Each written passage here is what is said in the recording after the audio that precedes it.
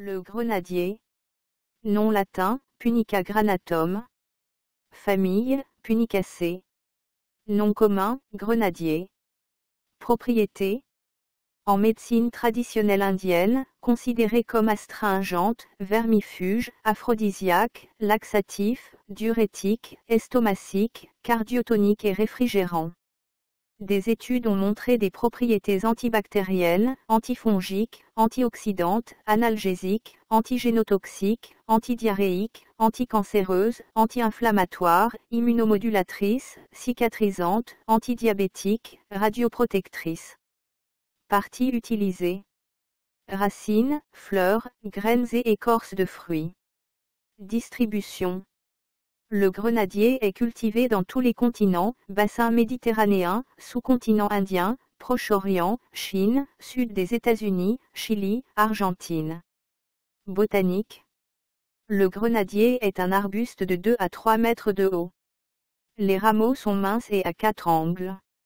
Les feuilles sont oblong-lancéolées à oblong-elliptiques, de 4 à 6 cm de long, courtement pédonculées et pointues aux deux extrémités.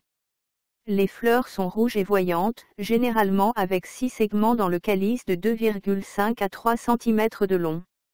Les pétales sont obovales et mesurent environ 2 cm de long. Les étamines sont nombreuses.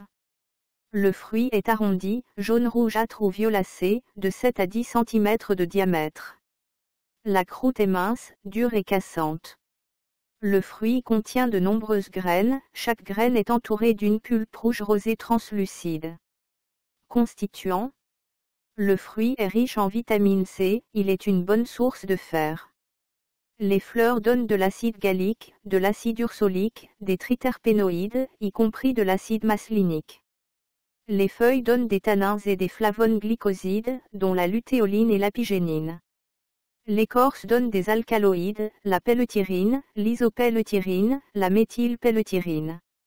Utilisation culinaire. Les fruits sont consommés verts comme légumes bouillis, mûrs, glacés et sucrés. Une grenade fournit 40% des besoins quotidiens en vitamine C.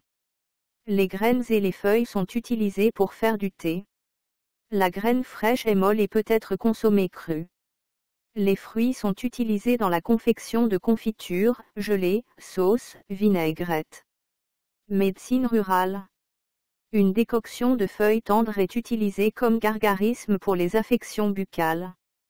Une décoction de racines est utilisée pour la tuberculose, la débilité chronique, la fièvre chronique. Une décoction de feuilles est utilisée comme collyre. Les boutons floraux en poudre sont utilisés pour la bronchite. Une infusion de fleurs est utilisée comme vermifuge. Une décoction de l'écorce séchée du fruit est utilisée pour les maux d'estomac et la dysenterie. Le jus est considéré comme bénéfique pour la lèpre. Dans la médecine traditionnelle cubaine, utilisée pour le traitement des maladies respiratoires. En médecine traditionnelle thaïlandaise et indienne, utilisée pour la diarrhée. Au Mexique, la décoction de fleurs est utilisée comme gargarisme pour l'inflammation de la gorge. En médecine unani, utilisée pour le diabète. En médecine populaire méditerranéenne, les graines sont utilisées pour le traitement des symptômes de la ménopause. Autres.